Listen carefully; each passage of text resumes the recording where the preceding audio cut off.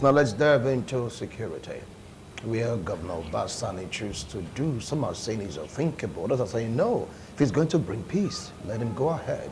He negotiated with kidnappers, bandits, terrorists. He was able to convince them to come out, to speak their mind. And the farmers, the citizens in that particular region, they are jubilating, saying that's the best thing so far the governor has done for them since there is peace. Others are saying, what price was paid for there to be peace? I still have my analysts here with me in the studio and the one in the diaspora. Before we dive into this, let's have a lesson on this. Notorious bandit leaders have agreed to end banditry as part of a peace deal initiative spearheaded by the Kaduna state government in collaboration with some federal government agencies to end violence in many parts of Kaduna and environs.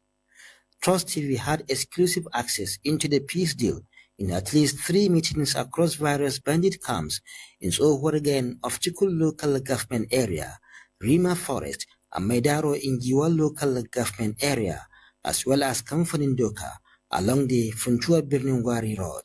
Some of the bandit leaders include Samaila Suleiman, known as Boka, who has been terrorizing areas of KK, Danghonu, and many communities in Millennium City, Chikun, and other communities in Kajuru local government area. He was also the mastermind of abductions in Kwara State and the May 2024 abductions of students of Confluence of Science and Technology, Osara, in Kogi State. People who left their houses and families should come back and continue with their normal life. Sadiq Gelo is another bandit leader operating around Kateri and Gadamala Mamman on Kaduna Abuja Highway, while Musa is another kingpin operating around Jere, Moro, and Sabongayan on the Kaduna Abuja Highway. I am happy with this reconciliation because it will benefit the masses. We are seeking for your forgiveness so that we can understand one another and forge ahead. The notorious bandit leader Salihoro, who operates alongside Boka, as well as Yellow Jambros, who operate. All right, you just saw a snippet of what's happened in Kaduna. I mean, you just get to see bandits coming out to say yes. People that left their home because of terrorism, kidnapping, they can come back home. There is peace now. These are bandits coming out in a full glare. National TV saying yes, peace has finally returned. People are asking this question: what was the price paid by the governor over Sunday? Is it right for us to negotiate with terrorists? Is this act a threat to national security? I'd like to start off with Dr. Andrew Omosefe. That is your core field: politics, security, you just name it. What do you have to say about the act of Governor Bassani to call these guys out to negotiate with them? These are known kidnappers. These are known terrorists. These are bandits. What's your take on this? Well, watching that video gave me goosebumps because I personally think that this is another ticking time bomb. Even if some people will say that no price is too much for peace, but I also believe that you don't negotiate with terrorists, because when you negotiate with terrorists, you put money in their hands, thus giving them more power, more oxygen, and the comparative advantage over you. It all boils down to failure of the security architecture to properly do their jobs. When I mean security architecture, I mean both intelligence and those in the combat wing of the security sector. And so at this point, people are terrorized, people are killed, people are maimed just for being human beings and living within the geographical location which they found themselves. So negotiating with terrorists means giving them more power, and like my friends here said, giving them more oxygen. Oxygen, all right. To be able to carry out more attacks you know, against the Nigerian state. I'll come back to you, Dr. Andrew. Well, what do you have to say about this? You're the one that said giving them oxygen, but if we go far into that clip, you get to see farmers jubilating. They're so happy about it, saying, thank God, peace has returned. After all, a deal has been struck. To be honest, that really tells you about the security situation of our country and our state. And it's not only in Kaduna those things are happening. In other sides, even we have so many of government space, even within here, you see people kidnap people, and that tells you that the level of security is not being properly managed. And understand the issue of the governor giving amnesties to those terrorists. I think the governor only acts in the area it finds himself, because do not forget, the governor is not the commander-in-chief of the armed forces, and he can only make use of the provision he has to attain or whatsoever level, you understand? And those people, before then, because of this banditry and some other issue, those people could not access their farm. Even this banditry has caused a lot of economical damage, you understand? And that's why you see the food price and other things, you see everything skyrocket, because farmers could not even access their farm. And so I think the governor giving them amnesty, I think in a way is still good in a way, but is it properly done? Those people giving amnesty, are they properly disarmed? Right. Are they not going to go back to this art of kidnapping? Because we've seen it before. You understand? We've seen it with the federal government trying to rehabilitate this Boko Haram sometime past during the President Buhari administration. Okay. Later, it not happened to be that some of these repentant members are going back to the field. To the field? So okay. We have to do it properly. I'll come back to you. Now, does it not mean that our own security architecture has failed in combating banditry, terrorism, kidnapping? Well, I wouldn't say it has totally failed, because I believe our security men are doing their bits, though not enough, grossly not enough. If the clip we watched there is anything to go by, you can see the purported armed men that is asking them to come back, that there is peace now. They still have their AK rifles, 47 rifles, on their lap. And you see, I saw one romancing it and saying, let them come, there is peace now. I want you to see that clip, really, so, because it is disturbing. Yes, one of them had the gun on his lap and he's romancing and saying, he's speaking the language to say, let them come, there is peace in the place now. I see that peace, that's something that is going to be short-lived. Look at him there. It's going to be short-lived. Because, and again, what is going on here that we are seeing here, we now spur a lot of other youths to go into this, because I see these people being celebrated. Yes, the governor have not actually done badly by trying to negotiate to see if peace can return. What do? If the pounded yam you are expecting from your wife, you are in the farm, you ask your wife to bring pounded yam to the farm and the pounded yam is not forthcoming, you have to take some of those tubers of yam you have, and eat it with salt or whatever you have. We want to go for a break. When we return, we'll continue with the discussion. This is TMI. Don't go away. We'll be right back. Stay tuned if you just joined us. This is TMI. We're taking a look at what the Kaduna governor did, and of course, asking this question: it is a threat to security in Nigeria. Well, you've heard Dr. Andrew Mosif, you've heard also Yaya Morait, and of course, thank you. Don't worry, I'll get a hold of that. Just give it time, okay? And of course, I've heard also from Honorable Paul. Well, Alhaji Ahmed, I mean, what do you feel about all this? Really, the man was like, caressing the gun, telling to please come back. I mean, is that not the height of it? Thank you. One of my leaders would tell me that to solve a problem, you need to go down to the roots and not the branches that you are trimming off. What the governor did is just by trimming the branches of the tree. Meanwhile, the tree will still be standing unless you have to go to the roots and kill it by uprooting it.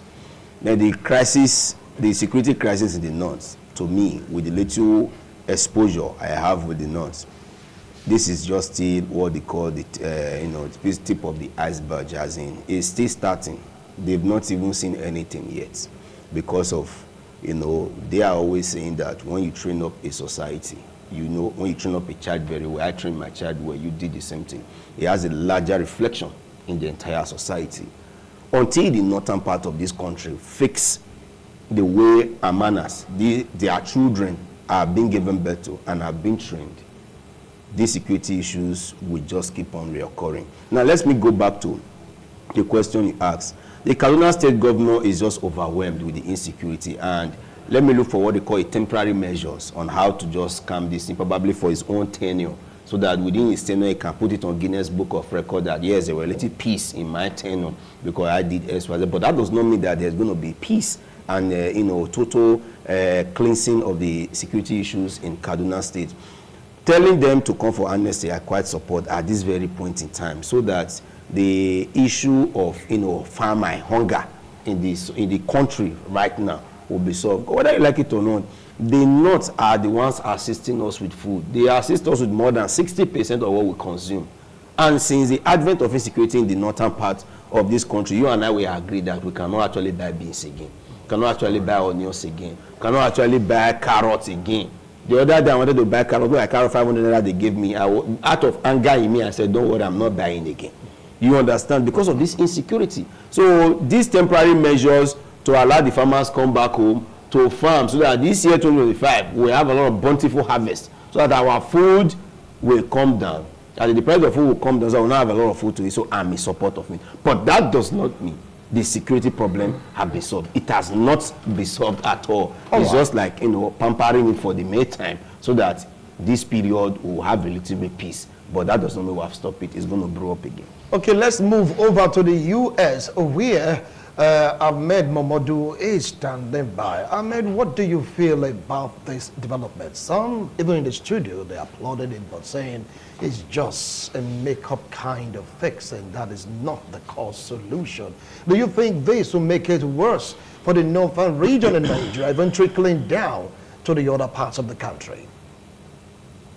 So let's quickly point out that the fallacy that governments don't negotiate with terrorists is entirely untrue. They may use intermediaries, they may use third parties, they may use middlemen, but every day the United States government, for example, recently negotiated with Hamas and released some of their citizens. So let's put that lie aside, because whatever is necessary to bring about security and to promote the comfort of life of the citizenry should be encouraged. Having said that, what the Kaduna State governor has done, even though it is novel, it doesn't mean it will not succeed. There is the point we've come to where we need to try throwing as many things as the problem to see which thing will actually solve this problem. If you've traveled anywhere in the north, you will realize that there is so much landmass that even our security forces are overwhelmed. They are not able to conquer the landmass.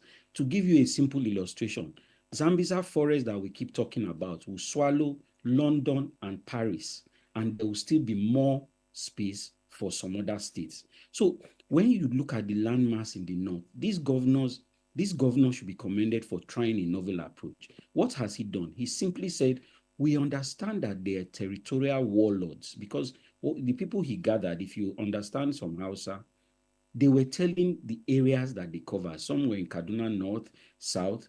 Some of them, their territories even extended to surrounding states. So what happened was he called them and said, look, we need to have peace so that we can develop at least agriculture, and let us get back to earning some money. A lot of these banditry is about money. If it, you see, it helps both ways, because if the people are impoverished, where are the bandits going to get money from them from? Okay, so what happens now? Let there be peace. You that you are a warlord in XYZ, allow the people to come back. Let them farm. Let us cultivate our resources, and let's see if we can all grow together. After all, nobody wants to be carrying arms at the risk of being killed Immediately he cites any law enforcement agency. So this is a very commendable step. I support it 100%. I believe the government should look at how to encourage these warlords to now lay down their arms and let it gradually, maybe this initiative will spread to other states, and who knows where it will lead to. It's very commendable, and I applaud the governor of Kaduna State for it. Ahmed Momodu, well, he said they applaud the Kaduna State Governor for the initiative, but Dr. Andrew, some are saying that this might just lead to effective use of security votes. What do you say about that? Well, that is also true. Part of the reasons why governors take humongous sums, for security vote is to actually, give them the leverage to be able to support the security architecture in their states, to be more effective, and to encourage them to, maintain peace, law and order in the society. So, if me, I most times, do not feel comfortable when I see, negotiations happening. If you check what happened before now, when Gumi and his ally Tukomamu, we standing in the gap to negotiate with Boko Haram terrorists for release of kidnapped victims, you find out that the more money you put in their hands, the more kidnappings that occurred. And at some point, Tukomamu was now fingered as one of the sponsors of terrorism. And so at some point, you find out that, yes, it's almost like, it's not a standard practice, all right? Yeah, but though governments all over the world sometimes negotiate with these terrorists, but that doesn't mean it's a standard practice. And if you try to localize it in Nigeria, you'll find out that none of these negotiations, especially in the north, has yielded any fruit. Yeah, it happened in the Niger Delta, during the Niger Delta crisis, when amnesty was granted to this guy, but we knew why they were fighting.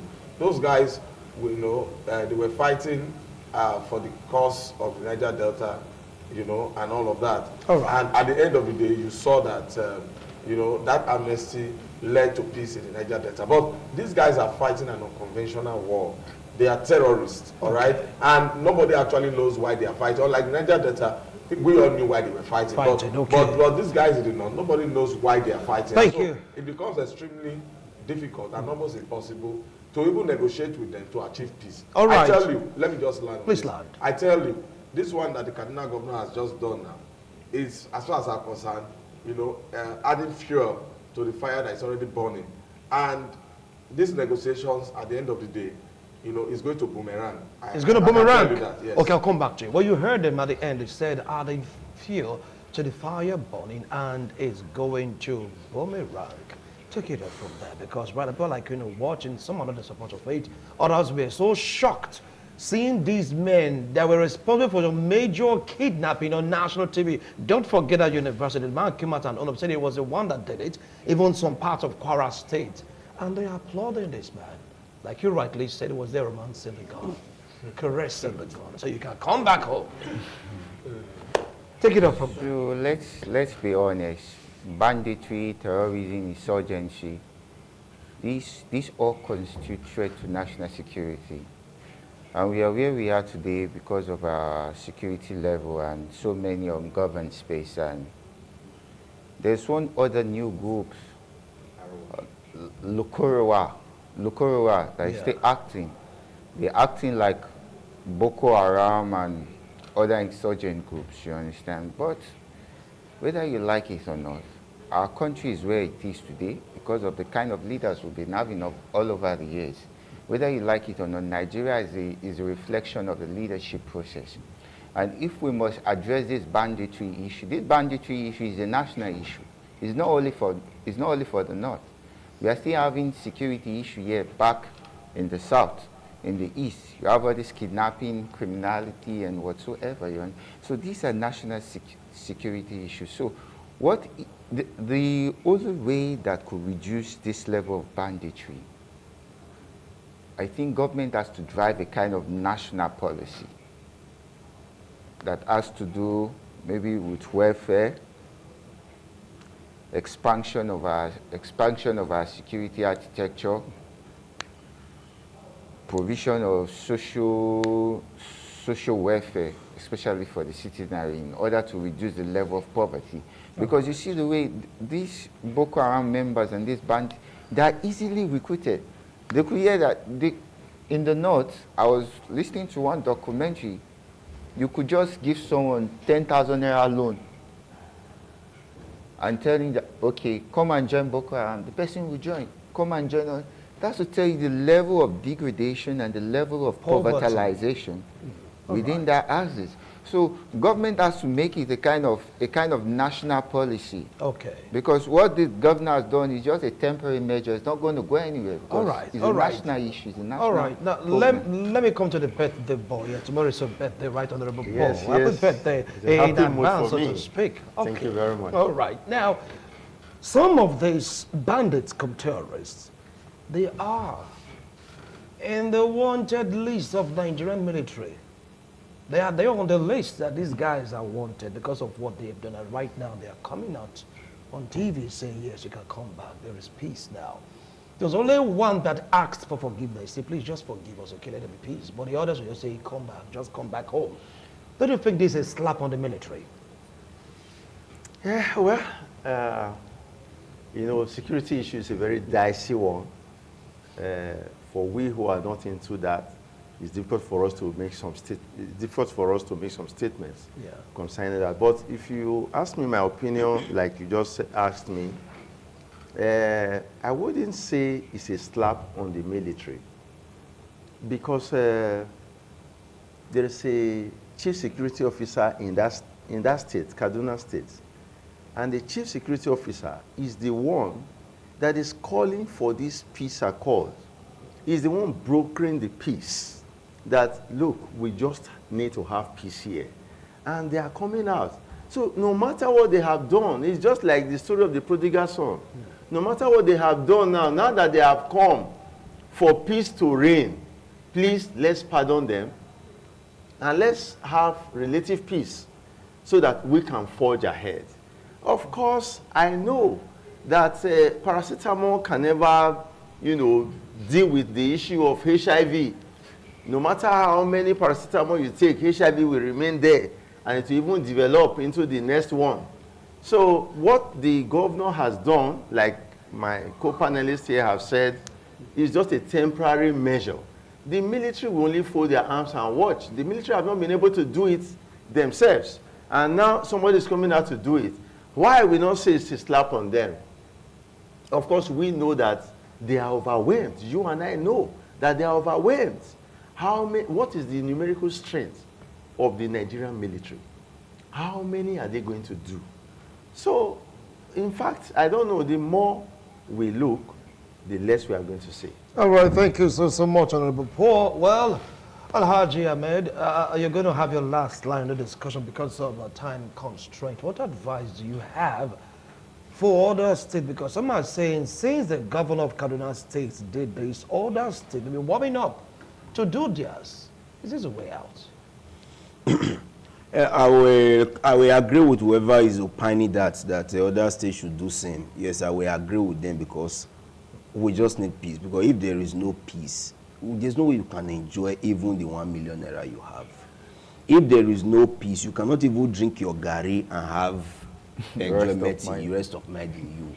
So what will it profit you? You are eating chicken and the gunshot is over there. As you are eating it, the chicken is coming out from the other side. So other state governors should do same so that we have relative peace for the now. While that peace is there temporarily, then the security architecture cannot go back and be planning on how they can make it a permanent cure. But one of the permanent cure is that they should think of how to fix the grassroots.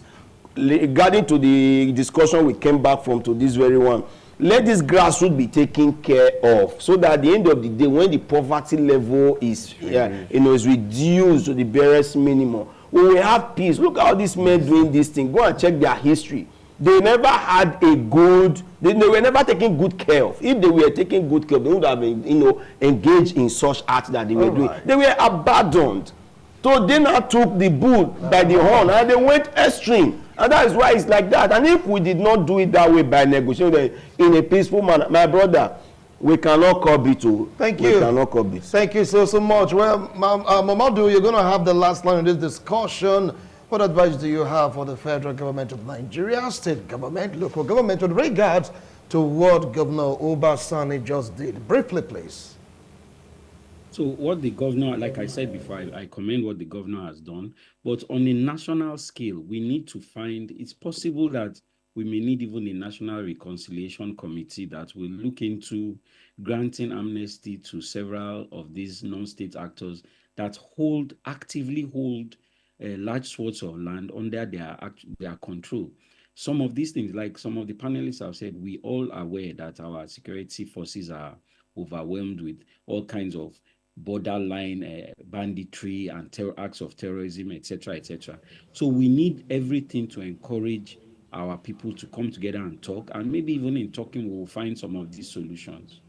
All right, thank you so much, Ahmed. Well, that's the last line in this discussion. You've heard them, they're saying, well, what can we do? The land is so large, military, they've been doing their best for years now. It's like they're overwhelmed. Some of these guys are on the wanted list of the military, but they're saying, please pardon them for peace to reign. But how long will this peace last? How much is being earmarked to service the peace? No, don't just deny it. Money is involved. Will the next administration be able to continue with that particular sacrifice being made by this current administration in Kaduna State? Only time will tell. Gentlemen, thank you so much for